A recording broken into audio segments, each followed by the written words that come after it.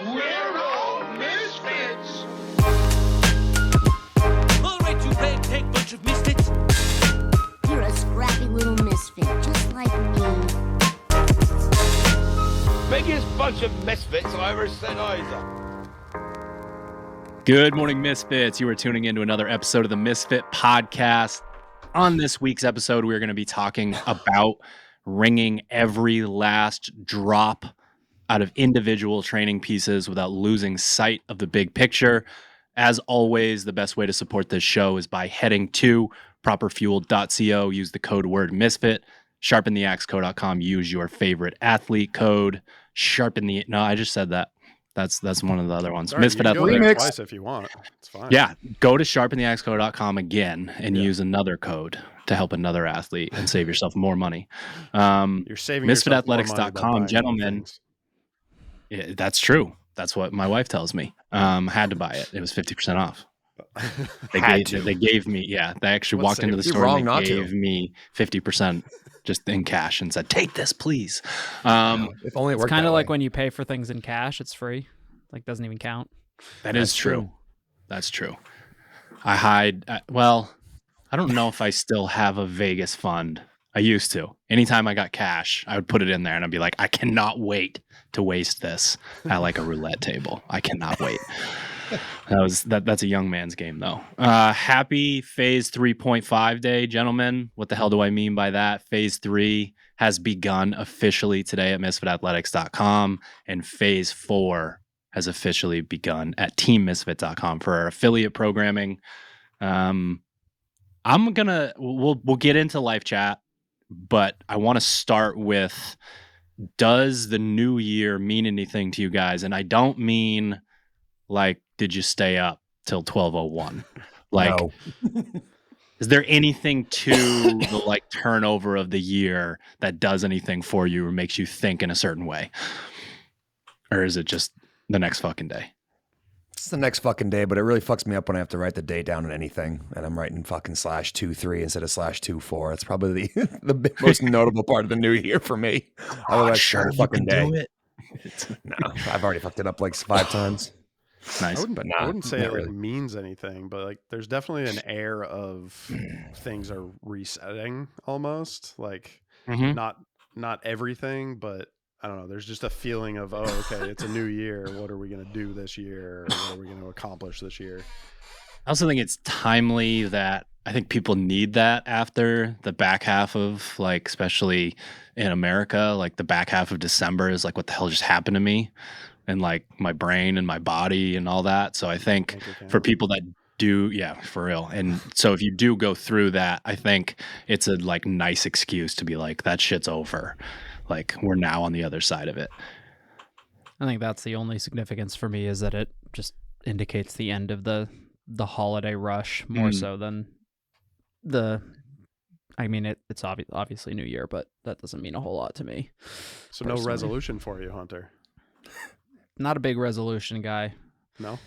Nah, I think if you What was your have last to resolution, if Hunter? it's like If you had one, what was your last one? I mean, what's a defined resolution? What's the difference between a resolution and a goal? Go do that then. I think the date. I was gonna say that I mean my last goal I think I had was golf related. It was like performance related in something new that I've been trying. So that was a thing, and I have updated that since. But otherwise, I don't know. I find that I guess it can help some people having like the new calendar year to kind of, like you said, Ted, to wipe the slate clean and start fresh and whatnot. And then the devil on the other shoulder says, like, if you need kind of a semi-arbitrary date to establish like a new goal, it's like, are you the one dictating the goal, or is the calendar dictating the goal? And, you know, we've seen being at a gym like one of the primary locations for goal setting when it comes to like a new year, as far as going to a gym. We don't see it a whole lot here as far as like new people coming into like a new gym, and then like thinking way back, like how busy like a commercial gym is for the first, 2-3 weeks, and then it just Well, I don't know if you knew this, Hunter, dies but you have out. to go to Planet Fitness for a month before you can come to our gym, because you have to get in shape to go to the gym that is best at getting you in shape and actually teaching you how to scale and having you be supervised. And yeah, I'm just not ready for I mean, it. I don't know if I'll be ready next year. year. This is my year to get ready for getting ready. You can't come here join until February, beginners though. class. You got to go to Planet realize Fitness first.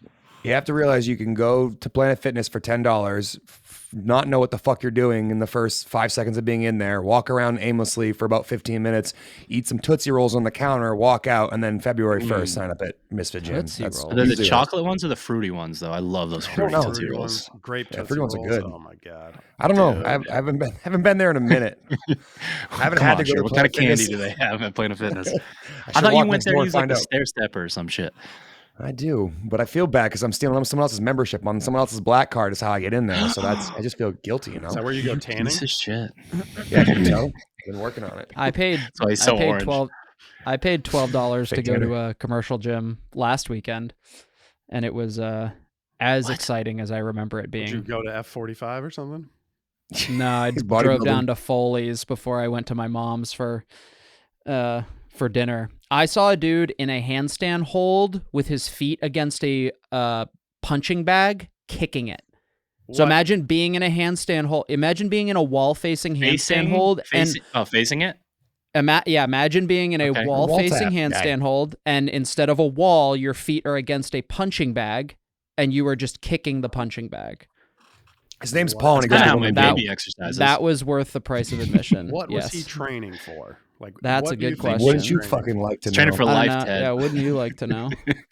The Saw a lot of apocalypse. shadow boxing. How many gallon water jugs you A see? lot of interesting uses of the rower handle and the ski erg handles. Tell us more, Hunter. What are they None doing of- with that none handle? Kind of None gym of is which this? bicep curls mostly. But, That's dope. Gotta get that pump. Wait, bicep curling on the rower. yes, that's correct. Yeah, that's what the It's rower's the long for. head. The That baby on bicep, 10? long head. I knew I That was chain- using it oh, wrong. yeah. It made me way No, too dog, tired. it's on a 2. High rep hypertrophy. Okay. High rep, fuck, low true. resistance. Yeah. Yep. Do you know anything? That's true. No, not really. I started Those my gyms new are so year great. off with the Team Misfit New Year's workout. Obviously, I added a little of my own flair because my body doesn't work like a normal one. But it was AMRAP 20 minutes, 5 strict handstand push-ups, 10 sit-ups, 8 calorie C2 bike standing on a 10 damper, 8 calorie row. Ouch. Oh, gross. And it was just fucking merry-go-round. Nice. I liked it. See, I really would have sucks. thought you would have changed the handstand push-ups. That's the part I thought you changed. Yeah, the strict handstand push-ups. Yes, I thought The you fucking changed. 50, freebie. 50 strict handstand The one movement push-ups. that gets Drew excited to do work. I did do 50 strict handstand. Actually, no, I did 55 strict handstand push-ups. That was the only part of the Good work. workout that was easy. with clothes on. He was in the nude in Yes, his garage, actually, 40 but degrees. I was upstairs, and that is like sanded prime wood on the wall, and I was using old blue, so I was trampoline neck, slick wall, and I could have done 80 rounds of 5. I did notice old blue was missing from upstairs. I'm glad you kept it. It's been I didn't put it up I was there. ready to set it on fire in the parking No, lot. it's upstairs. Is it? Hunter tried to give it away at the Christmas party. Oh, you were here? I thought you That's a meant you great were at Christmas home. gift. Yeah. No, I was here. Uh-huh. Yeah. Well, you can Yeah. keep old blue No, if you old want. blue I has to- still haven't old given blue Maya has to that stay rower here. for Christmas. Oh, I get in blue's a trouble relic of every Crossfit time I MF. find a new spot to do strict handstand push-ups. Because even if I do it in my socks, I leave streaks, and I get in trouble. supposed to wipe that. Yeah. I do 'em- I've tried to do 'em wipe the wall. It does freestanding. not. Do fuck. That's true. That's my next step. I'll go out into the garage. It's 20 degrees and do freestanding. I have no On the space. concrete. Yeah, I got no space out there to be able to do that. It's no good. I like the New Year's thing, but I think part of it is our like CrossFit season and what we talked about in the Phase 3 podcast of like, it just feels different when we start this and we're going into like, there's the countdown on the open, Wadapalooza's around the corner, like that sort of thing. And then I also just like an excuse to be like, all right, what the fuck are you doing? Like, get it together, like that sort of thing. So Yeah. I wouldn't say that I necessarily rely on it, but if I see an opening for something like that, I normally take it. So like, I would say something like that happens, I don't know, 2 or 3 times a year, New Year's, birthday, like CrossFit games being done, like that sort of thing. I find 2 or 3 of those a year where like I take like a full beat to like reflect on shit and be like, what are the current things that I'm doing? What do I want to be doing? Like I think it's not surprising that the spacing of that is like somewhat even, because I think you set goals for yourself and then like FOMO comes in and you get pulled into a variation of what your goal was that like fits closer to what other people are up to. And for me, like fitness related, that would be huge. Be like, okay, I want to do X amount of zone 2. I want to take classes. I want to make sure that I lift however many times a week. And then based on like even something positive, like having a ton of fun in class and stopping doing my zone 2 work, that sort of thing.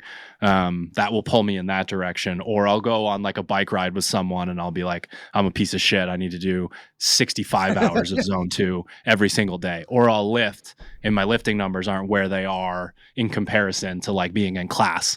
And that's how like I think I end up being pulled in a bunch of different directions when it comes to stuff like that. So I like a nice, hey, are you actually doing what you like want to be doing? Like, are you working towards what you want to work towards? And then May 2nd will roll around and I'll be like, shit, I lifted with someone. What have I been doing? I did 6 days of bench press for the last month and it probably wasn't necessary. It's a good excuse to like reevaluate and readjust and just like think about what you're doing rather than just going through the motions. Yeah, agreed. All right, gents, life chat. What's going on? We've got snacks. I heard you're trying to be Hiller. What's with no shirt? I'm just really warmed up from Hunter's class, except for my head, which is cold, and the fact that I'm receding in my hairline that I wanted to cover it up with this hat is why I'm topless and in a hat right now. Just drawing attention to your tits instead of your head. All right, that's if you guys asked for it. Here you go. The rest of the podcast. Red. Oh my god. I can't even see Sherb. That's okay. It's just for your betterment. It's for your best. It looks like somebody slapped you a bunch of times. Hunter did. I asked him to get him fired up for the back squats today. 5 rep max. Gave him the old awkward salmon. Really got his adductors fired up. That's a good life chat. What's going on with the 5 rep maxes, boys? Where they at? Oh, we're at currently around a 70% PR rate at Misfit Gym Portland. So, injected the motivational speech for the 5 and 6 a.m. squad, 5, 6, and 9 a.m. You should give it to podcast right now. I think it's a good thing. You should give it to him right now. Yeah, it started good. I started with, this is a pep talk. There's nothing I can do to help your squat. And then I carried on. Sherb was highly motivated, but it worked. We're at 70%. 70% of people who come in the gym today have PR'd statistically. There's a bit more too. Are you still at 4? You still do 400 for 5? Maybe poorly. I did 390 today, which is up 15 from the beginning of the phase. It was a very solid 390. Yeah, I could have pushed the envelope a touch more, but I'd rather it look good than be super heavy. The ego days they still exist, but they're fewer and farther between. Yeah, we had a good reason to slap 400 on there, right? Yeah. I mean, you get the right group, the right amount of people in the room, the right incentive. Maybe I'd try for it. Yeah, no, we had a good showing and very good quality as well, which was probably the highlight of the highlight reels, is that everyone I saw was squatting well. So it was a good vibe there. I did a couple of 5x5 laps, phase. a few different moments. Hunter, are you healthy? Are you able to do a 5 rep max right now? Were you dealing with something? I did between classes. I was 5 pounds. I hit 360, which is 5 pounds more than test week. Not like, definitely not 100%. The last few days, I've also like used my assault bike at home, including some like 10-second sprints yesterday. So didn't exactly set myself up for success squatting today, and then a little bit earlier of a wake up than usual to cover a coach. So it was fine. I was happy that I actually hit what I hit, but I think on the day I would probably, I feel like 375 was in the cards, but still would not have matched last year's 385. Damn, that's a beefy So- number. Damn, Yeah, for real. I don't know how much higher than that I ever got. The 405 for 5 was like such a fucking milestone for me that I didn't hit. There's like a What was? handful of 405 for 5. That was Yeah. I really wanted that. And I think I definitely got into the 390s. But I tried to do 5 pounds a week for a while, and it was almost like too easy. So I switched to 10 pounds a week, and I think I was able to PR consecutive weeks at something like 65, 75, 85, and maybe 95. And then like, I feel like I just went for 405. Like I skipped a week or something and I didn't get it. And I was like, oh, this is what it is. And didn't realize that. The way she goes, boys. I was never going to back squat again. I missed the Because like it was I such a missed- thing to get it for one that felt like the next logical step. Like the first CrossFit total I did was actually within the first month or two of doing CrossFit, and I squatted 300, which I was the fucking big man on campus. I'll tell you that right fucking now. Swanging. No one can believe it. So after that, the 20 rep at 315 was like huge. So it's like I could not stand this up a single time, however many years squat ago. Program. I never did the program. I just always did the test. The first affiliate I went to did that. Surefire way to PR. They followed that program, and fuck, that is No, just I did a miserable program, but like some people do the linear progression of 20. They continue. They just fucking like you would do another program, or once a week you do a set of 20 at 5 pounds heavier or something like that. Yeah, no, we did I just that remember it came up for some reason, and we did it like, I don't know, maybe like 2014 or something like that. It sucked though. Like you get to singles pretty quick.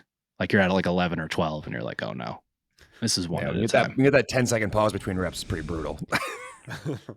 Just weird shit starts to like hurt. It's like your chest starts to you start to cramp, your shit. shoulders start to shit. You start to shit. I probably just couldn't breathe. I can't remember, but I was probably just gassed.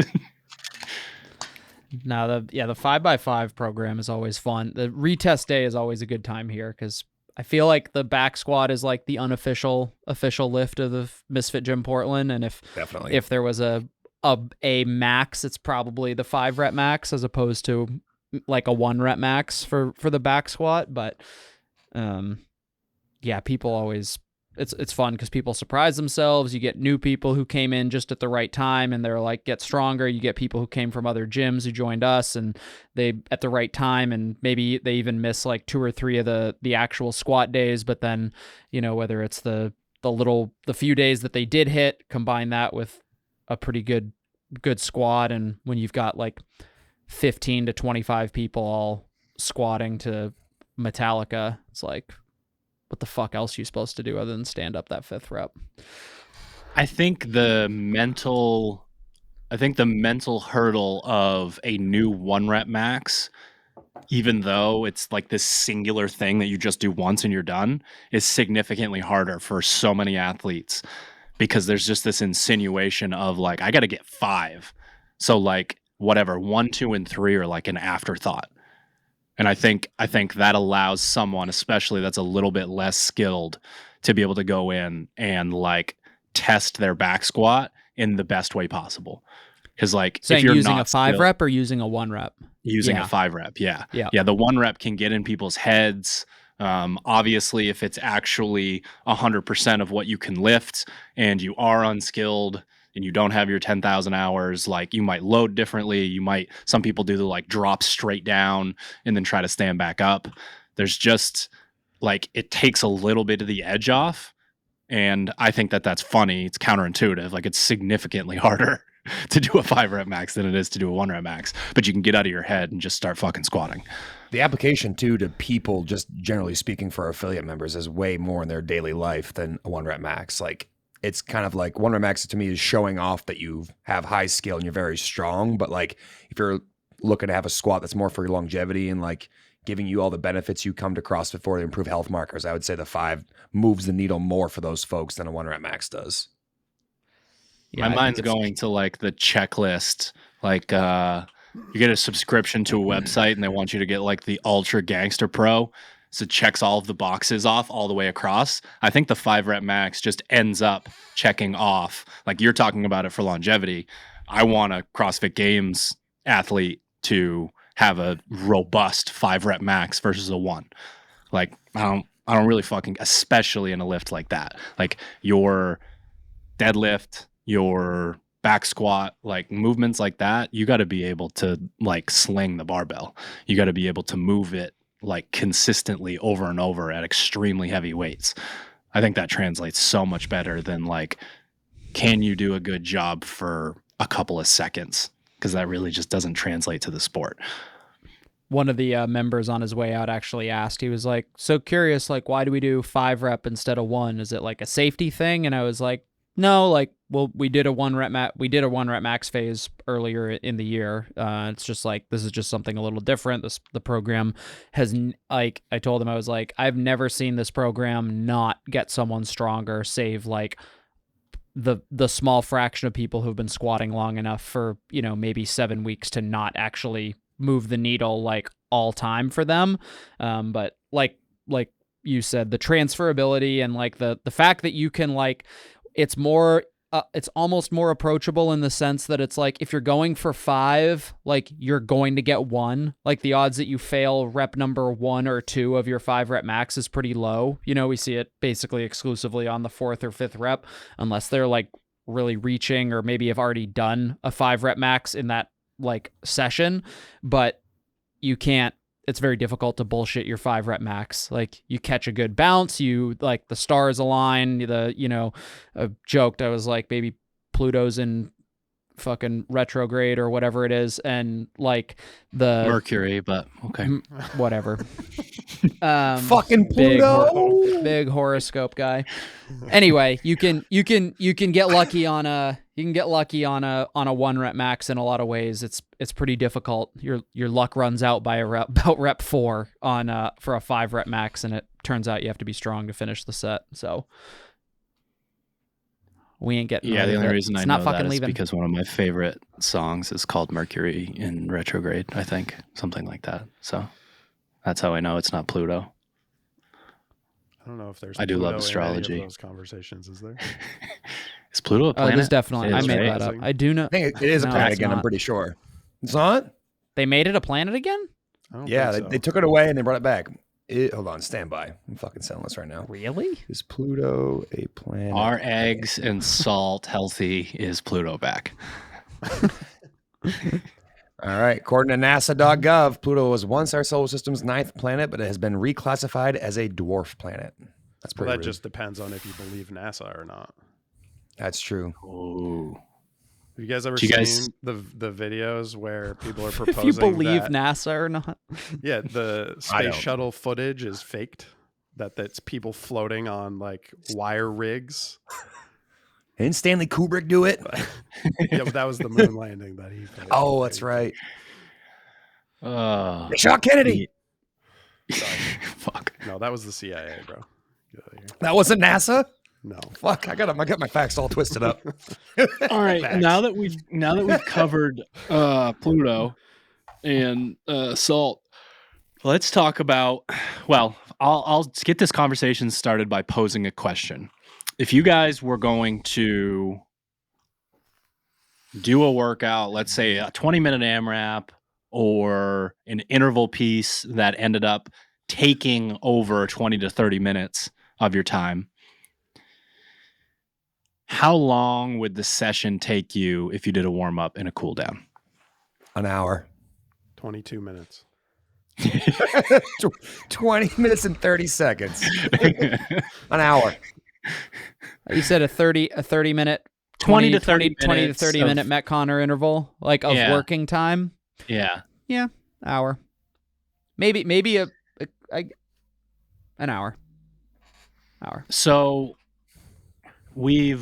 I think as a community, and like obviously extends all the way back to the joke of like I think it's something about Mary where the guy says he's inventing 7-minute abs. Like he's like, you've heard of 8-minute Ab abs, Ripper, right? Ab Ripper X was I 7-minute fucking- abs. I'm just saying. But like in the CrossFit community, because volume is such a hot topic and like the sport has changed the whole idea of one and done, so many people have moved to like the advertising of that sort of thing. Like in and out of the gym in an hour, in and out of the gym in 90 minutes. Like started, I think for a lot of people with the like linchpin workouts where people are like, Mash. yeah, the monster mash where you would do like a Metcon and then you'd rest a certain amount and then you'd do another one.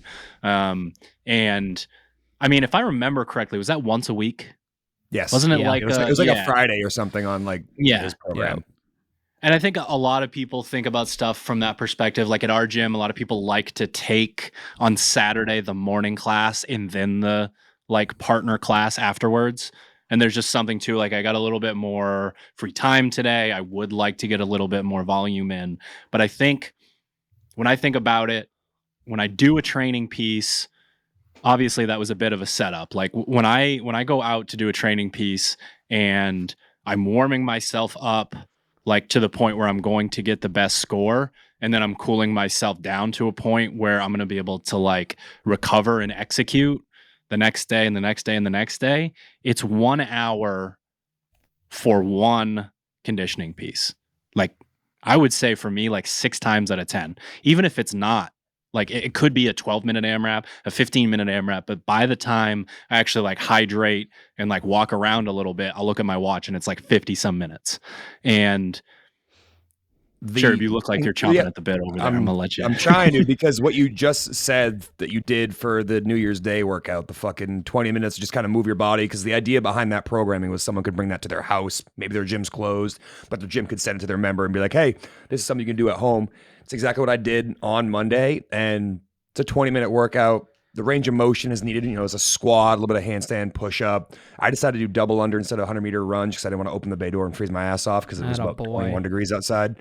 And that took me an hour to do that entire thing from warm up to execution to end. And again, a lot of people look at that and it's like, oh, cool. The first 5 minutes are my warm up. Like, cool. You did a 15-minute workout, not a 20-minute workout, or maybe even less. Maybe it took you 10 minutes to warm up and you only did a 10-minute workout versus a 20-minute workout. So I think it's really important to understand that like warming up isn't just like this process you go through when you go through the motions. It's to make sure that the energy expended throughout the entire duration of whatever you're doing is to the fullest potential of your being. So you're not spending time figuring things out or getting loose in the beginning of it, which I think is a mistake a lot of athletes make early on. Because like, hey, I have no problem. I can do a squat or I can do a pull-up without really warming up. And they don't realize that that's potentially robbing them down the road of benefits they could get from a workout, or put them closer to injury because they're not willing to warm their tissues up ahead of time.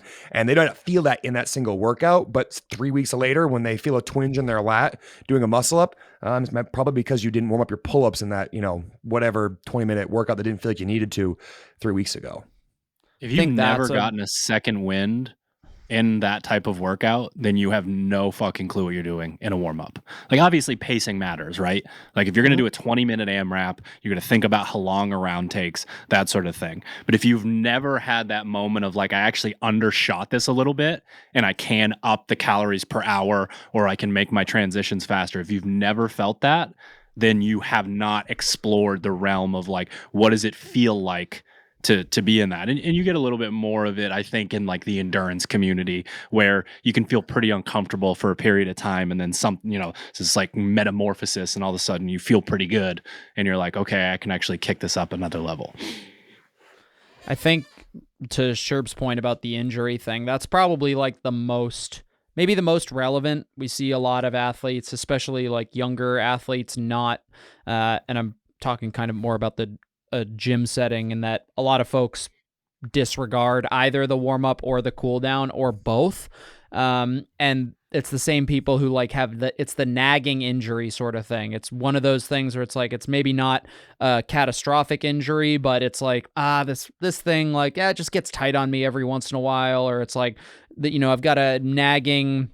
I talked to one of the members today who asked about wearing knee sleeves because his knees hurt sometimes when he squatted, and then he was like, "But it turns out when I do glute activation, it doesn't bother me at all." And I was like, "Well, it's like it's like your knees are totally fine. Actually, like there's pain and discomfort being referred to your knees because you're probably a combination of your hip flexors and glutes are tight. And what you just said confirmed that by saying like, well, you've actually turned on the muscle tissues that are supposed to be working so that they can do their job. And that, you already just said that your knees don't bother you when you do that. So, like ipso facto, warm up and cool down is what's going to like make the difference here. Hunter, I lost you for a second there. I'm done talking. Ted's telling me to close all the apps because no one can hear me. But if it makes you feel better, I can't hear any of you either.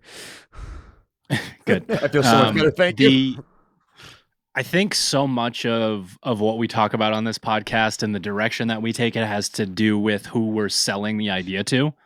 But the funny thing about something like this is it works for everyone. It benefits everyone. And it's just like at the affiliate level, we tell people, hey, if you add 30 minutes a day of like super slow zone 1 cardio, just because you're warming up and cooling down and you come to the gym 5 days a week, that's 2.5 hours of like, even if you just equate it to 2.5 hours of walking, you're going to notice like you're going to notice a massive difference.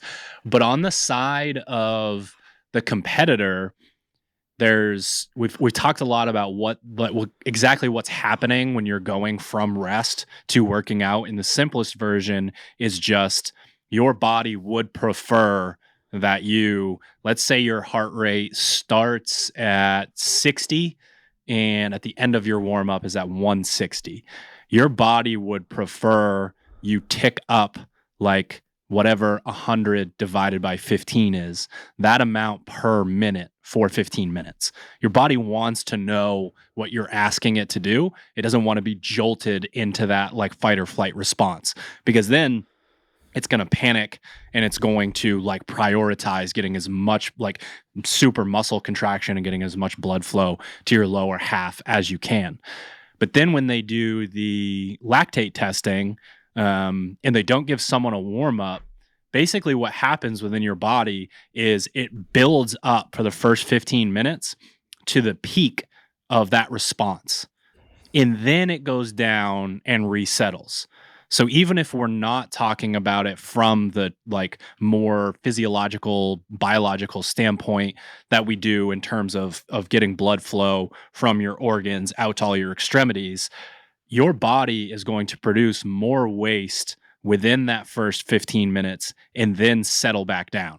And that's what I mean by like never getting that like, okay, I can put my foot down on the gas pedal a little bit more for these final 5 minutes in the 20-minute AMRAP, because you have just at the 15-minute point reached peak waste creation within your body before your body's going to settle back down and realize what's going on and what it's being asked to do.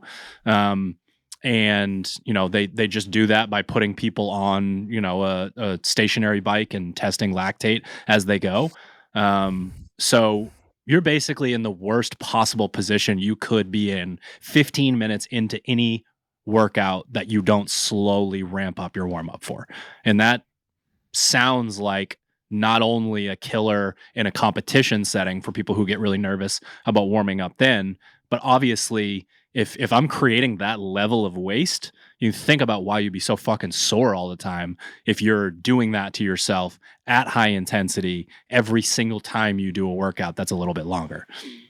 We see that at competition throughout the entire weekend. If you go to a semifinal, someone's a hero on day 1, and by day 2 and 3, because they have bad habits, they just can't hang. It's like, oh, they fell off a cliff. And it's like, maybe the workouts were organized in a way that the best workouts fell on the first day, but more likely than not, it's just bad habits. You haven't trained yourself to move that waste around so that you can be performing at the highest level. You're essentially educating your body on how to deal with your own bullshit so that you can be prepared to that day 2 and 3 of a competition.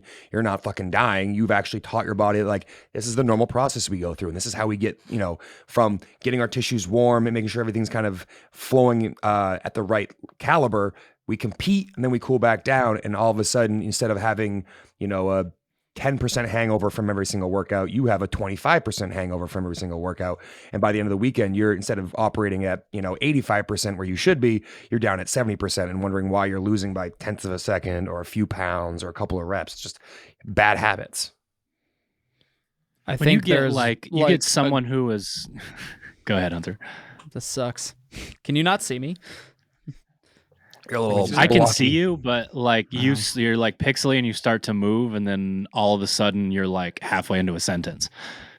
Perfect. So I can't see you starting to talk. I think like as far like more maybe broader, more general prescription is that like over the course of your warm up, you need to be operating with like plus or minus 5%, whatever, of the output that you are going to execute the actual workout in. So if you're doing a bike sprint workout, for example, on the most extreme end, if the highest the bike gets, is on it, or like 3, 2, 1, go, your first interval, that's the highest the bike got, you might not have warmed up quite well enough. So I'll use myself as an example. I did a bike workout yesterday, 10 seconds on, minute 50 off for 10 rounds. Mostly just 10 seconds on, minute 50 off. Mostly just like as hard as I can go for 10 seconds. And that is the line for me at which past that, I'm going to start to drop off pretty hard. But my warm up consisted of the general kind of getting blood circulating from my organs to like my extremities, predominantly my legs, obviously. And then after that, I had 3 like priming kind of sprints where the third one, I was like, I'm going to ramp the bike up to the highest wattage that I can right now. And then I'll just stop so that it wasn't detracting from my actual performance. But it's essentially just making sure that like the first 3 rounds of your workout aren't part of your warm up. We talk about that when it's like Texas method back squat. If it's like, if the third set is the first set that feels good for you, you obviously didn't warm up well enough. And it's the same thing with a Metcon. If it's like, oh, I finally feel good 5 minutes into this workout, or I feel good 3 rounds into this interval, you needed to warm up 5 more minutes or 3 more rounds worth of times warming up.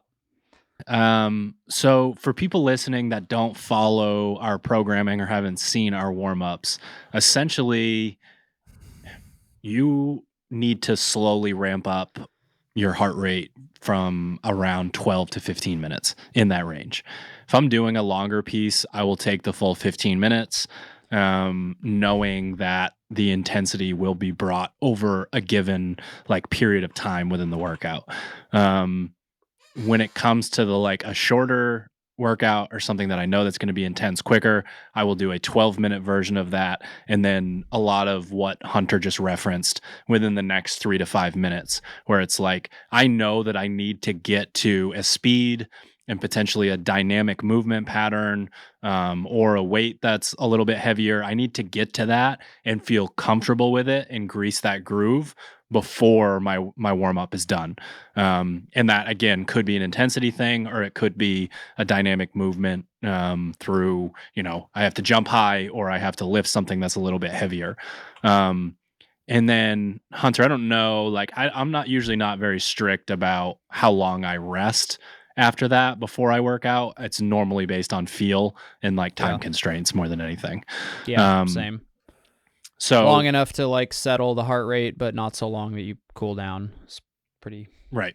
Yeah, pretty easy. So that to me is the first thing that we have to think about if we are going to get the most out of a workout, because again, we're going to accumulate a significantly higher rate of waste if we are doing something intense and we didn't warm up properly.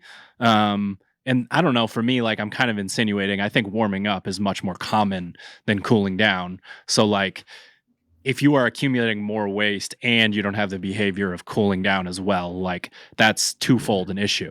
And I think people get really wrapped up in like, you can't bury yourself every single day within a training piece, which is true to a certain extent, but it's definitely true if you're not warming up and cooling down. You're not really giving Feels yourself like you an are. opportunity. Right. You know what I Yes, mean? It feels like exactly. you are, but you're not. Sure. Because like we talk about how your score doesn't matter in a training piece, but your score matters in the training piece. Like your scoring Relative rubric to that you. you've given yourself, whatever you've asked yourself to accomplish within this workout, could be pace, could be honing in on a specific movement, could be getting better at transitions, could be having a better fucking attitude. Like obviously there are different ways to score it, but like your scoring rubric matters a lot when you're going into it. And you will not reach the highest version of that, whatever it is, without these behaviors. And I think that's why so many people can do a competitive exercise program and feel like they're following it and sort of tread water a little bit. Like they need a super long time horizon for improvement. And it's like, I've got athletes who have to deload like 2 or 3 times a phase.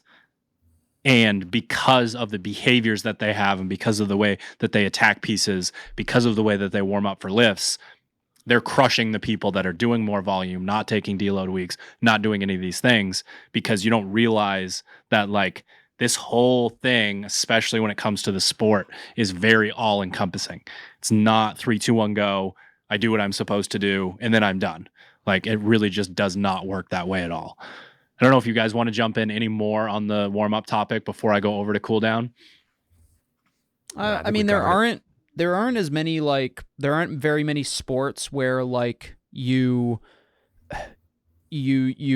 practice the exact same way that you play. And what I mean by that is like your 20-minute AMRAP today might be a 20-minute AMRAP in a competition tomorrow. You know, when you're playing a traditional sport, there's obviously you do skate if you're playing hockey, like there's skating drills, there's speed drills, there you learn how to use your edges, like all of the skill components that we think of when we, write the skill column on the website. But it's not, there aren't as many like, we're not programming drills for the muscle up. The muscle up skill is EMOM 20 minutes, 3 muscle ups. And within that construct, you're working on your movement quality. Whereas, maybe a different sport is like, well, we're actually going to, we're skating without the puck because we're working on, whatever it is. Like I said, edge work, turns, stop and go, whatever it is. So making sure that you are like your warm up adequately prepares you for like those movement patterns, for the movement quality that you need, because that's also a factor in both efficiency and, if you're going to compete and you need to meet certain standards, and if your mobility sucks and meeting those standards is hard, there's something else to focus on. But the sport is unique in the sense that like you are every single day you're doing, what might be an actual competition event tomorrow, today. It's a good lesson too. I mean, take that from real sports. Like you just said, like if you suck at muscle ups, you could be working on your, dip, your static holds in the rings on top and on bottom. You could work on your kip. You could work on your turnover. In football, for example, if you're practicing for football, you're like you said, you're doing drills. You might be working on footwork. You might be working on hand placement, where people have to be at certain times. We should take some of those practice habits and try to put them more into CrossFit. And I'd say that the intermediates fallacy that they have too often is they say, I can do this movement, therefore I should just do this movement to get better at said movement, instead of taking a step backwards like you would in a sport and say, hey, guess what? The reason why I only had 200 receiving yards last year is because my routes were sloppy, or my footwork was not where it needed to be, or my hand placement was not great. And going, all right, how can I extrapolate that into CrossFit? My rings are in the wrong spot at this part in the muscle up. My feet are spread apart in the back part of my kip. Taking that practice habit of like breaking things down to the minutia might be the reason why you haven't seen the increase in progress. And instead you just go, well, I saw someone on Instagram did 3 muscle ups every minute for 85 hours. And that's why they got better at muscle ups. And like, I'm sure that would help you some, but you could probably help yourself more by going back a step further and going, where are the points in the movement that need to improve, and let's focus on those inside of in the vacuum before we try to put them back onto the floor into the sport of itself, like those EMOMs and actual CrossFit workouts. Well, and what Hunter sort of just said, and where I thought you were going with it, and you did sort of, but like the traditional practicing, maybe the only time we do it or get to do it is in a warm up, right? Like if I'm again, you cut out right as you said something I think important. So the only traditional sports practice that we do in CrossFit is when we're warming up. Like if I know Sure, that, yeah, exactly. if I know that the like dynamic hip into turnover is an issue for me within the muscle up, like I'm going to make sure that my kip swings feel good and I'm not going to waste my upper body on the dip. I'm going to do some turnover drills and like get myself to that spot. Like before a baseball game, you get to take like in the outfield, like fly ball after fly ball after fly ball. And it's like, I know exactly what's about to happen. Like you don't get that luxury within a game. Like I'm alert and I know that it's going to be in the air. It's not going to be on the ground. Like what you're doing is like set up for you to hone in on the thing that you're trying to get better at. When else do we do that? Like when you guys have a handstand push-up EMOM, like, are you really like kicking up and doing handstand holds to start? Are you doing headstands? Are you making sure that you're extending your knees before your hips come off the wall? Like probably not, right? So if that's the case, and those are the skill progressions that we have to get us back to a bit more of like taking a nod from traditional sports, then that would just be another reason that you need to actually like get your ducks in a row and warm up. And it probably applies, I think, more so to a skill session or a lifting session. Like one of the biggest things that all of our remote coaches use and have arrived at through different avenues are drills that we use to get athletes ready to warm up for weightlifting. Like what is that thing that you just can't seem to crack from 80 to 90%? Like once I get into that range, I just, my butt shoots up or my knees cave in after the bar, gets, up towards the hip, whatever it is. We can give you drills where you lock in on that specific thing, like, and just add a little bit of weight and add a little bit of weight and add a little bit of weight. And you're like really cueing yourself to do that. And I think CrossFitters need that when we are, specializing a little bit. Like one of the reasons why I like accessory work so much for CrossFitters within a strength session is to prep them to do the movement that's actually going to move the needle for them. Like, can I get you to learn how to use your hamstrings or your glutes and then have you deadlift or back squat and actually be able to use them? Yeah, you pretty rarely see that. Like even in the class structure, like there's a small element of that because you want to work with the athlete, but you also want to get them going along with what else the rest of the class is doing, even if maybe the best thing for them on the back squat day is like, hey, you have no control over your midline. You have no concept of what depth is. There's a body awareness sort of thing. Maybe you're thinking about a beginner athlete, but we want to keep them as kind of part of the class, part of the group. And there's the element of like the mechanics, consistency, intensity kind of continuum where we toe the line of like, hey, it's not perfect, but it's safe. And that's the appropriate line for this person to toe. Like you pretty rarely see that with high level athletes where it's like, we're like, hey, we're going to relearn how to do this thing, or your overhead mobility is so bad that we need to actually like, CrossFit Games athletes have a swim coach, a weightlifting coach, a gymnastics coach. And it's like, where's the mobility coach, for example? Why do we have athletes who still, who will beat their head into the wall with a poor movement pattern on a movement that they hate, but the last thing that they'll address is the fact that, they can't straighten their elbows when their arms are overhead.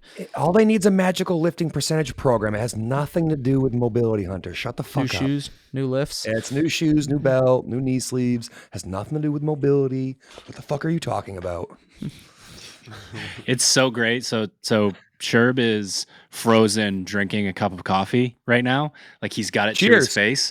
And just hearing him like launch into his like commentary is kind of perfect because it's like a little bit of like a pinkies up pose, and he's like squinting. I'm gonna have to do a screenshot here so people know. Shirtless in a beanie. That's got to be that'll be the thumbnail for the podcast. Thumbnail for the video. Please, seriously. Monocle on my face too.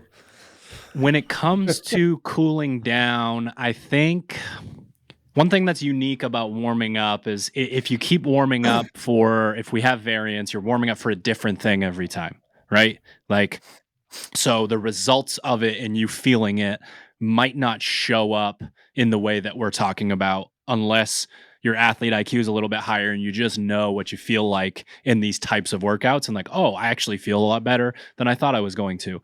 When it comes to cooling down, it's one of those leaps that like once you make it, you're probably going to continue to do it for a very long time just because you see the benefits pretty fucking quickly.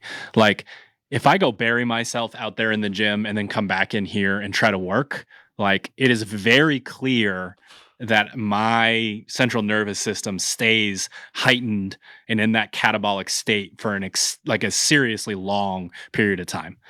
Like you can do the kind of bike workout that can ruin your whole day, or you can do that same bike workout and then just pedal for 15 minutes afterwards, have a conversation with whoever's in the gym, whatever, come back in and completely fine. Like, so just from that standpoint, you see a huge difference. And then for me, I don't know whether this is like a good or a bad thing, but the less soreness for me was like probably the number one thing that got me into like really thinking about this. And actually, because like we'll have the gym go for a walk after class. And from an intensity standpoint, maybe not the most ideal, but like we might be herding cats. Yeah, we might be herding cats a little bit at the affiliate level, especially with like how much time we have in class and then what they're about to do. So like convincing myself to go jog after a Metcon is like, if you had said to me 6 years ago that I was going to do that, I'd be like, I don't jog in Metcons, before Metcons. I'm certainly not going to go take off out the door afterwards. More of an exercise in place sort of person. Yeah, exactly. So those benefits are so big, and you can start to see what the second and third order effects would be of not warming up, going pretty hard, and not cooling down. Like, the workout's not going to be as good. Like, that single one workout in a vacuum won't be as good. And then each time you continue to do that to yourself, it's going to make a future workout not so great. And like, I don't know, there's just so much to the volume conversation and the time spent in the gym conversation. And there's some seriously low hanging fruit. And I think you have to be okay with the fact that if you want to be a competitor, it takes time. And it doesn't Coach, all have I want to to do be the like 5 minute on the bike. I want to spend $90 a month on Beam Dream and fucking squeezy boots. I ain't got time for 5 minutes on a bike. Who the fuck's got time for that? I'd rather eat drink hot chocolate and sit on my couch with squeezy boots on. Even when your video comes back, I want to tape this photo up here. It's so perfect that the only things you're saying are fucking lined up with this. It's fucking lovely. How do you guys cool down? How often do you cool down? Like, are you as religious about it as you are with warming up? What do you guys currently do? I'm almost always at least 5 minutes of walking or biking. Those are like my non-negotiables. And then when my body's still warm, I try to do at least one mobility thing that will improve me for next time, which typically is some sort of squat hold, or if it's a heavy upper body workout, some like a puppy dog pose or hands up on a barbell in the squat rack to like open up thoracic mobility. Because the one thing I've noticed in the last 5 years with a bit more of what we do kind of on computer screens or just like behind the scenes doing things that are relating to like improving the businesses of the gyms. I sit on a screen for a little bit more than I used to, and my thoracic mobility and like my rotational ability is less than it ever has been. So I definitely notice that those kind of the areas that I'm going to spend time on, typically the hips or the shoulders after that like 5 minute walk or bike.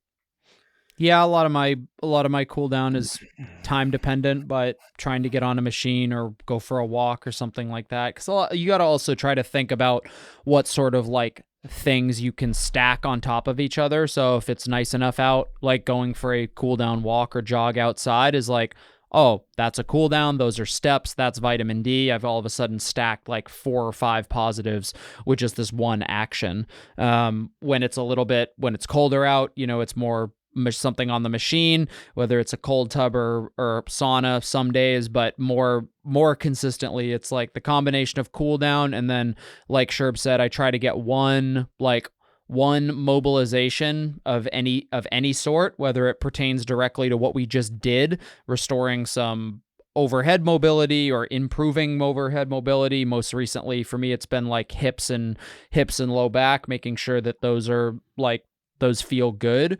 Because I have a tendency, I've found, like, at least more recently, the tighter I get tight in certain areas and it refers pain to different weird spots, kind of referencing the conversation I had with a member earlier. So a combination of like one, like maybe static stretch or lacrosse ball type thing, and then general kind of foam rolling and soft tissue work is the other one that's fairly consistent for me.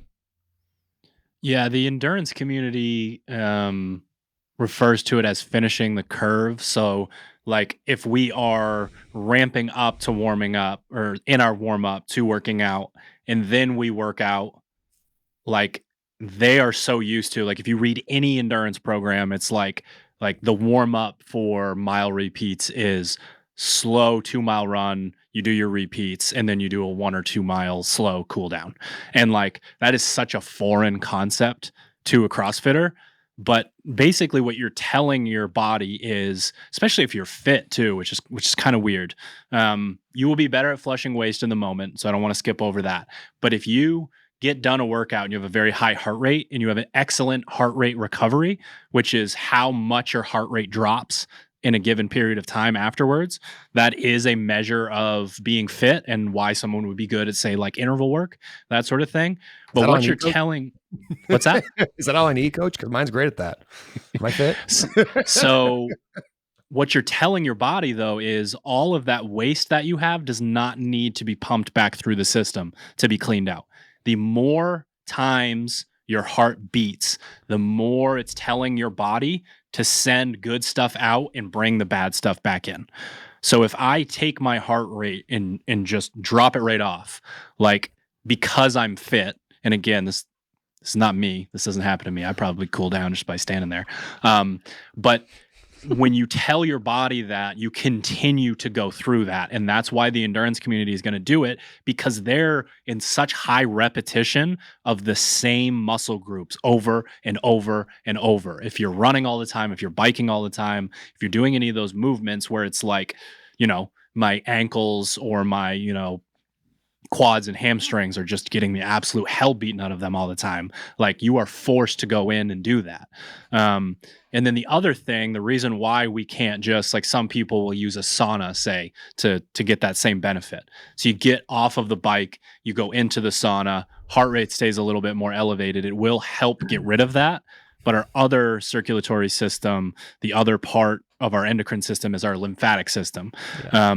And we need muscle contractions, specifically muscle contractions that are similar to what you've just been doing.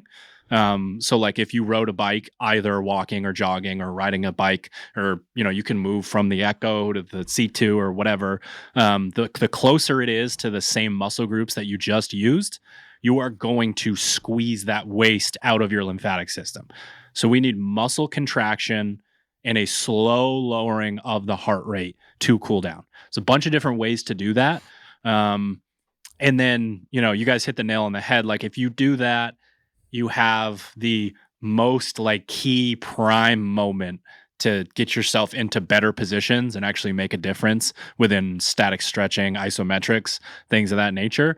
Like, you can really improve your squat depth if you were to do like a 3 to 5 minute squat hold post workout, especially if you didn't just like blast your lower body. Like, it's probably gonna be a little bit more possible if it was a more traditional CrossFit workout that spread out the muscle groups a bit. But with those warm tissues, with the blood flow, like your hips, your knees, your ankles, like, there's so much going on in those areas in terms of the, like, bone structure and ligaments and tendons, and getting good blood flow and heat into those areas can be really challenging, especially as you get a little bit older. So, like, you've just done this great thing for your body, and now you are more primed to do that. I personally think about those two things separately. Like, getting rid of the soreness and I'm doing this, but then now is also actually the best time for me to get some static stretching in. Like my nervous system feels like it's safer too. Like it's a lot easier for me to like, you're doing like say yoga or something like that, and you have that moment where you realize that your like musculature let go a little bit, you can sink deeper into a stretch. It's much easier for my nervous system to like let me do that post workout than it is like, okay, I just sat for however long and it's like trying to protect my spine, go try to do couch stretch and I'm spasming rolling around on the floor. Yeah, we've gotten away, I think, quite a bit at the affiliate level, but just because we've heard it from members that like the static stretching stuff really isn't a great precursor to a successful CrossFit class. I think we do a good job of understanding that like it's the goal is to get the tissues warm and get things activated. And then when we have time at the back end of class, here's the most receptive your body is going to be to said stretch. You know, your tissues are the warmest they're going to be. They have the most extensibility at that point. You know, the best way to describe your muscles are like an elastic and your joints and your ligaments and tendons are more like plastic. You create that like slight deformation through like holding long poses. You obviously have to be careful that you don't push it too far, but like the most receptive you're going to be to static stretching is at the end of a workout.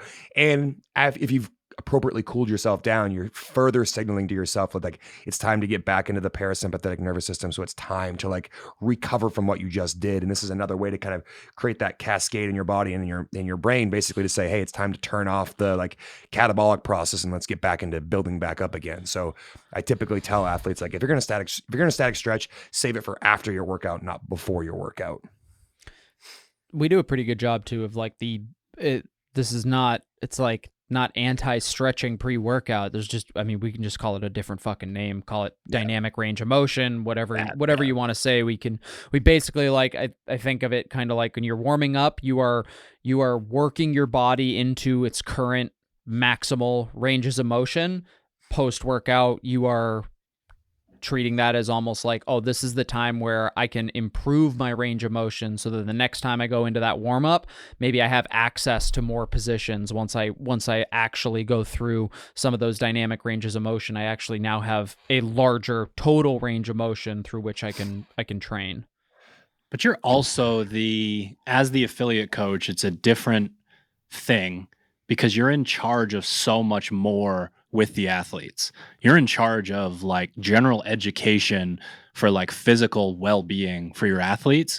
And I find that like you guys do try very hard to get people to do these sorts of things after class, but it feels non-mandatory.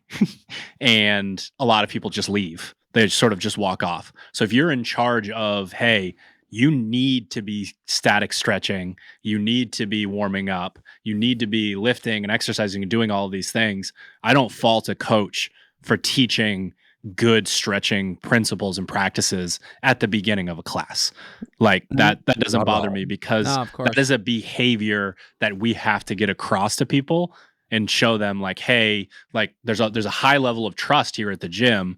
You know, our members really believe that we know what we're talking about and that we're going to like leave our ego behind and, you know, have some humility when it comes to the stuff that we're delivering to them.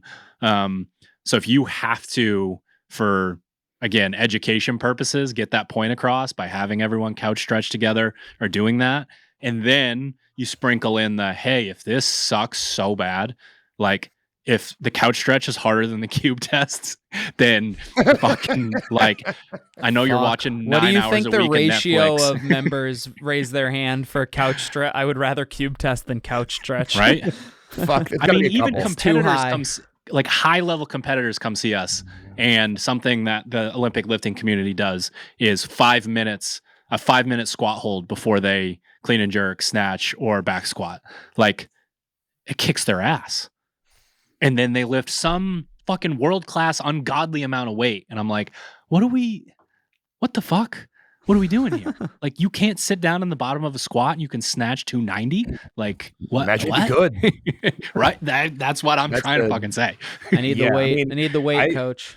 I look at that as like a self-correcting problem too, because there are enough athletes between the two gyms and competitors that we worked with that are like, you know, I'm going to leave before the static stretching occurs at the end of class and then come around to you the following day. It's like, hey, I want to snatch more. I want to do more muscle ups.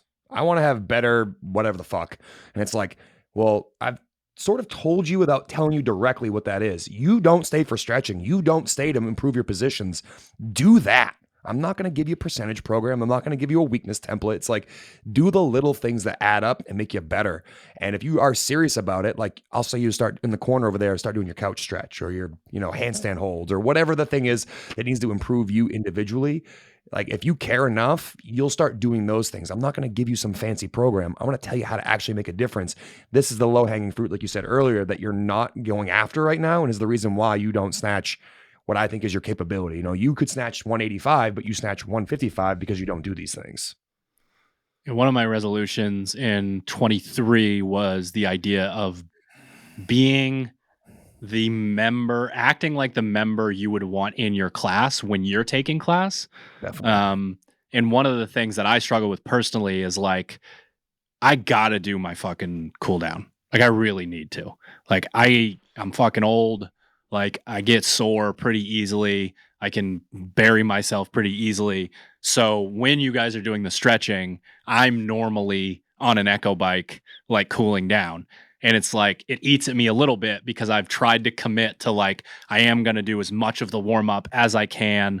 And like, I'm not going to show up to class 2 minutes late because I'm a fucking owner, like those sorts of things. But in that moment, like part of me is like, sacrifice your cool down to try and convince more people to stretch. Yeah. I think the biggest issue that we face here, and we could certainly be better about encouraging people to, or just allotting time to actually like cool down within the Dude, hour. it's so hard. The amount of things you're trading back and forth in those moments, you're sacrificing so many things. An hour, just go back and is forth no time. So much to short of just cutting out, changing the programming to a point where it's like, man, this isn't. I don't know. There's. You could argue in either direction, but a lot of it just comes down to, like you said, the logistics of the time, the herding of the cats. You finish it, you got a 4-time workout where you've got some people who are done in 9 minutes and other people who are done at 18 minutes, and somebody's already in the shower before fucking Billy is done with his last thruster, and it's like it's a tough, certainly nothing that we can't change. I think with a little bit of culture shift and just kind of putting in time for it, but it is difficult. It's certainly difficult. And it's like, again, like you said, you're trading. What do we trade then for that? Is what we're doing now good, the best of like the best of everything, but not the best of anything. But it's certainly a culture thing, but it is challenging given the constraints of like an hour-long class. Okay, terrible business idea. Yep. You have a CrossFit gym. It's for Larry's only. You charge twice as much because you're going to get maybe half as many members. Right. And you run the same class in 2 hours instead of 1. I've always joked about that, Drew, that would be the dream if I could have the I would attention love for 2 hours. That. Like for me personally, like if I was 2 an hours affiliate coach, that would be the day. most ideal situation. Because like I wouldn't even think about it from quote unquote hatchet volume is what we refer to, like that third piece. I wouldn't think about it from that perspective. I would think, can we warm up? Can we cool down? Can I get someone to do some of those lifting drills? Could we do an accessory piece before lifting to teach people to activate? Could we talk through like what, they're warming up and I got a rolling whiteboard and it's like, did you think about this? And this is actually going to be 900 of these. Did you think about that? No, you fucking didn't. That sort of thing. Probably have like 8 members and it would go under within 6 months. But if anyone is looking for an all Larry's 2-hour CrossFit class gym, let me know. And I will not open that gym.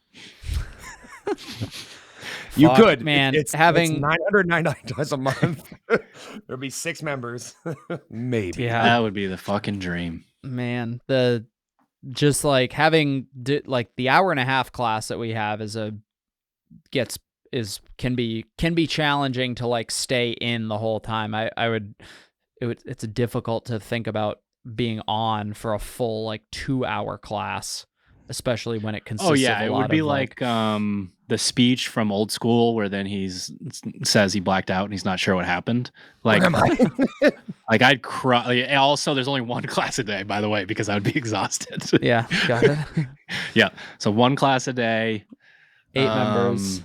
$700 a month. All right, I like this. I like where this is going. I'm going to put some of these ideas down on paper. I do want to close with a similar version of what should someone be doing in the more single modality stuff, your skill session, your weightlifting session. We've alluded to some of it, but it's not entirely necessary for you to take the 15 minutes on the Echo Bike before doing back squats or whatever. And I'm not saying, like, if you have the time to do it and that's part of your routine, then fucking fantastic. Congratulations.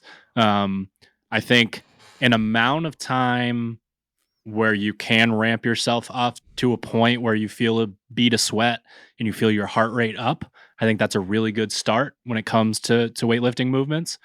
And then I would caveat this by saying that the spectrum would be from like a deadlift on one side all the way to like a really high skill lift on the other side.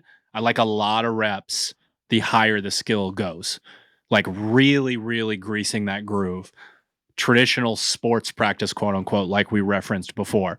And if you are a great mover, not only are you solidifying those movement patterns that maybe you already have, but you're putting yourself in the positions so that there won't be a reason why you can't sit down in a squat or drive through your feet or keep your knees out, because you did X amount of GHD sit-ups the day before, that sort of thing. So a little bit of a sweat test can be done quicker. For me, that depending on the day is anywhere from 5 to 10 minutes. And then squat holds and, drills with the barbell, that sort of thing. Yeah, I think the biggest thing I want to make sure an athlete does with that is just you have to feel good. I think you don't really know that you're feeling good until you do it the right way once. And it's a bit subjective for everybody. I think the baseline of like, if you've never tried a 15-minute math warm up before you do your skill work and all that stuff, like you should go through that once. But I've found that if I don't do at least 9 minutes on a machine and then some activation drills, it doesn't really matter what I do after that. I'm not going to feel as good as I could. And I think that's sort of like my bare minimum for something like that. And I don't know if that's going to be, that's not universal advice for everybody, but like I know the difference when I do that versus when I don't. Did you say 9? I think I do 9 is like my minimum of what I'm going to do. Meaning I love like that. 3, That's 3, so 3. specific. Just, Actually do 9 minutes and 17 seconds. I'm going to start that next. See if I feel better. Good. It's better. I think the only thing to add there is the mobility stuff. I feel like that's the thing that I harp on anytime that we all of a sudden start talking about lifting or skill development or anything of that nature. Like, if you can't get into the best position that you are currently capable of before you start executing your piece, like, you're doing yourself a disservice. And if you're not doing what you can to improve the position, especially if what you're working with right now is not ideal, like, there has to be an element of targeted improvement in the positions that are required for whatever skill that you're doing. Or ultimately you're just going to, in my mind, you're ingraining poor habits because you are getting into poor positions and therefore developing inefficient movement patterns. The snatch is the example, the easiest one because of how much demand there is mobility wise, but like, you can't get the arms over your head. Like, do we need to work on T-spine? Do we need to work on shoulders? Is it actually a hip thing that's just making it difficult to get the bar locked out overhead? Whatever it is, humans are extraordinarily good at compensating for things that aren't working as they should. And the longer time that you spend actually moving through ranges of motion with those poor movement patterns, the more difficult you're making it to improve later on. So not saying like, hey, don't do your skill or don't do your lifting unless you move perfectly. That's obviously kind of ridiculous. But if it's not if it's below average, right? Like if you like, and you know who you are, like there's just no excuse for that sort of thing. You have to be focusing on getting your body to be in positions that are going to allow you to do the movements correctly and most efficiently, and therefore get you fitter, because it turns out the best movers in the sport are also the people who win things like the CrossFit Games. And it turns out efficient movement is really useful. Yeah, I try to think about it from like, what is the most aggressive version of this range of motion that I could be asked to do? Like it's just a little bit of like overcompensation. So one of the things, like I can think of obviously a bunch of different examples, but one of the things that I like to do is a wider grip strict press with my elbows pulled into the external rotation position that we always talk about, because I know that stretch and that feeling the first time that I do it with heavier weights always has me feeling some kind of way. And that's when I have to do a set or two before I feel like I'm working the way that I should. So I try to get that done prior. You know, it could be like 95 pounds on the barbell and as simple as my pinkies 1 inch wider than they would normally be, and really wind up into that position and do like a tempo press where I'm like, okay, like I'm going to be able to do this. And then if I'm push jerking, I'm going to be able to drop into it. I like sort of the really low, like feeling it in the head of your delt on the ring dip. I like to I don't typically go there in a muscle up or a ring dip, but I like to push that range of motion into like a safe, like start at the lockout, tempo my way down, get into that. One of the most excruciating ones is the if you do a bottoms up start, like a really aggressive one, and really actually keep your knees out, and you do like a tempo pull, that first pull is like your ass cheeks are on fire, your hamstrings are firing, like that sort of thing. And I don't think that once we start to get dynamic that we truly get into those positions, but I'm getting into something that I know is the most aggressive version of what's going to be asked of me. And it's only until I do 8 minutes and 59 seconds on the C2 bike am I able to actually like sit down into that. Do you guys think about cooling down at all? Oh, go ahead, Hunter. No, I was just gonna add the oh boy, blacked out. Excellent. A little bit. Go ahead and ask your question. I'll remember here as soon as you start talking. Do you guys think about cool down in any way, shape, or form after that type of session? After EMOM 10 minutes, 4 muscle ups, after 5x3 snatch, like I think that sort of thing. It's just a smaller, more condensed version of the same thing. I don't think it's omitted. I don't think there's anything super unique about it. I think with those sessions, I might be more likely to do the things that I was kind of referring to beforehand, as far as like getting myself into good positions afterward. I do remember what I was gonna say, and it actually works well with this question, but like the same thing, like before I even get started with that sort of thing, making sure that the muscles that I'm supposed to be using are actually like prepared, whether that's like via activation or like I was alluding to earlier from a mobility perspective. If you're a OG CrossFitter who watched, K-Star on YouTube filming with an iPhone -3 in his garage and his kids like chewing on his ankles while he was doing his mobility stuff, he's like, test, retest. It's like, hold a position, go do the dynamic movement that you're about to train for. It doesn't feel good. Okay, you're not ready to do it yet. Come back, mobilize or activate said tissue. It's like, I'm standing up out of the bottom of my squat. Doesn't feel like my glutes are doing anything. It's like, okay, you're not ready to squat. And then the same thing on the back half of that with that cool down sort of procedure, although I just gear it a little bit more towards like optimizing positions, even if I wasn't able to get there during my actual session. Like, again, tissues are warm, muscles, like we're relaxing, we're telling the body to down regulate a little bit. Soft tissue work, lacrosse ball, whatever, is your best friend post skill session.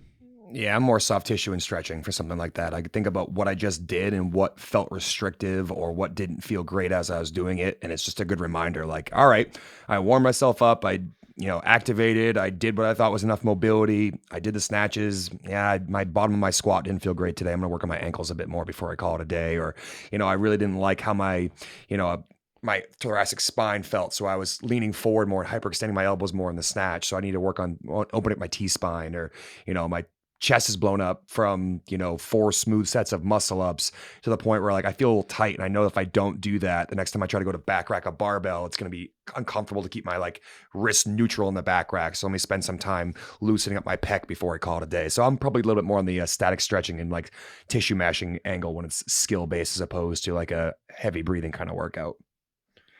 I get geeked the fuck up when I weightlift.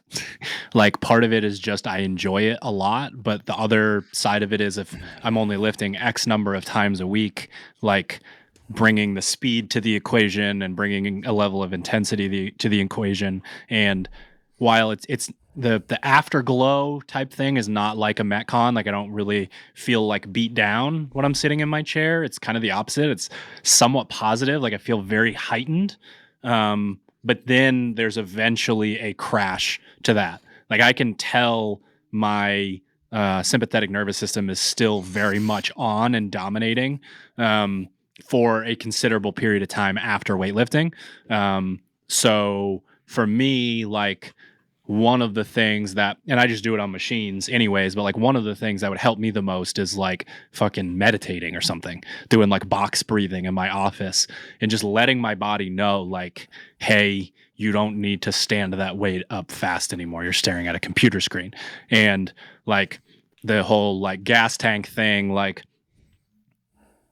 you're pulling from your resources in that moment in a pretty significant way. And eventually that's going to catch up with you, I think. So for me, I have to really downregulate in a way and let my body know that that's not what I'm asking it to do anymore. I definitely could stand to do a bit more of the stuff that you guys are talking about. I don't. You're pretty. I don't feel mobile, for lack of a better term. sore until I do a similar movement pattern later in the week. I don't know that I'm sore. I don't know that I didn't do the proper stretching and the cool down. I don't feel it in everyday like movements or whatever. And I do have, especially my upper body is very hypermobile from like baseball and stuff. So I don't feel it in the moment as much, and I'm not pushed to do that. But then if we did a heavy bench and we're doing burpees 72 hours later, I drop into my first burpee and I'm like, fuck. Like people are like, are you sore? And I'm like, I don't know yet. Like, what the fuck are you talking about? And I'm like, I don't know. I don't think so. And then literally one burpee and I'm like, I think that's a pretty good sales pitch for the cool down too. Just especially for competitors, like you are asked to do so many things that it's very difficult to actually track back what the thing was that fucked you up 3 days ago.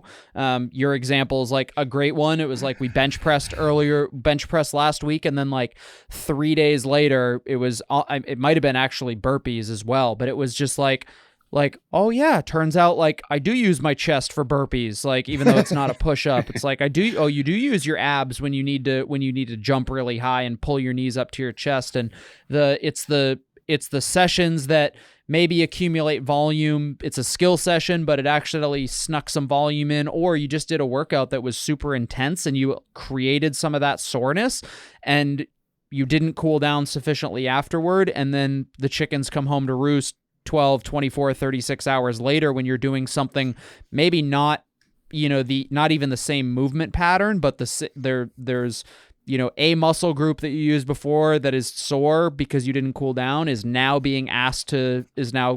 asking it to turn on and apply some intensity with, and it's not there because you didn't cool down.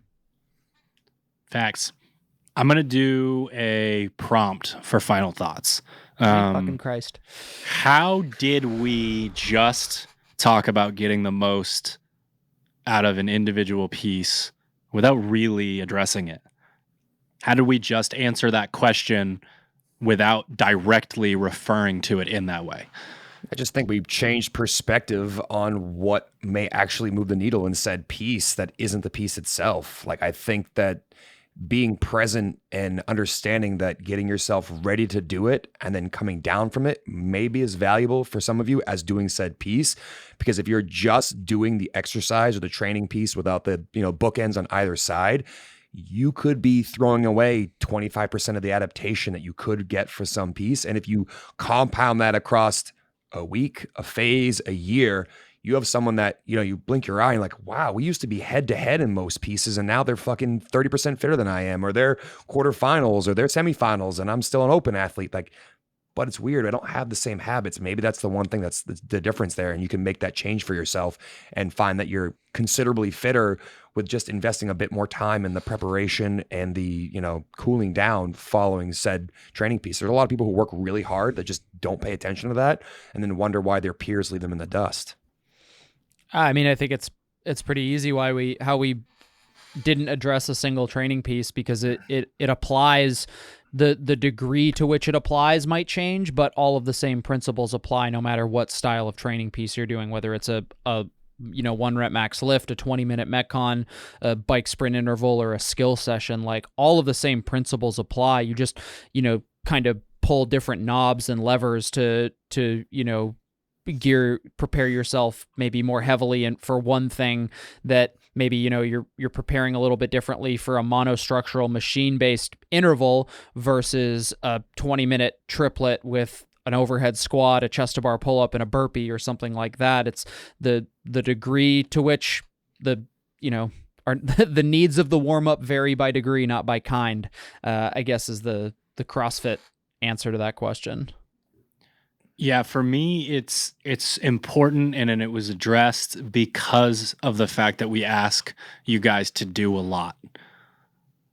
Like, we're talking about one single thing this episode, and it was drawn out on purpose, basically as a metaphor. Like, this is all of the shit that goes into consideration for your fucking 11-minute AMRAP every single time that you do it. And until that is the behavior and it feels second nature to you, you don't need a second Metcon, and you don't need a second lift, and you don't need to be doing all of these things when you're not stretching, or you can't get into the bottom of a squat, or you can't convince yourself to go jog for 5 minutes before 5 more minutes of walking after a Metcon, that sort of thing. And while not a actual New Year's resolution, it's very much been on my mind for 3 or 4 months. We cannot apologize for asking what we ask people to do. What we ask people to do is what we think is the best iteration of competitive programming in CrossFit. And we just can't bring ourselves to dumb it down to a place where we're trying to sell it. Like, if we truly believe that this is what it takes and this is what you need to do, and you do need to warm up and you do need to cool down, and you do also need to do eventually 2 Metcons and 2 lifts and accessory work and stretching and fucking sauna and cold tub and all of this stuff, then we have to start here at this baseline. We got to start at the affiliate level. We got to start at the hatchet level and develop these behaviors so that as we progress, they're locked in for you, and then you can really move the needle. A version of you that does these things and follows MFT will be so much fucking better than the version of you that's just I've been on hatchet long enough, it's time to go on MFT, and damn, I'm sore and tired all the time, and I'm starving, but I can't eat anything because my nervous system never calms down to be able to digest food. There's such a stark difference between this person following the program and that person following the program. So for me, it's just about, we spend so much time talking about what we think it takes to do a single piece. And sometimes we ask you to do 5.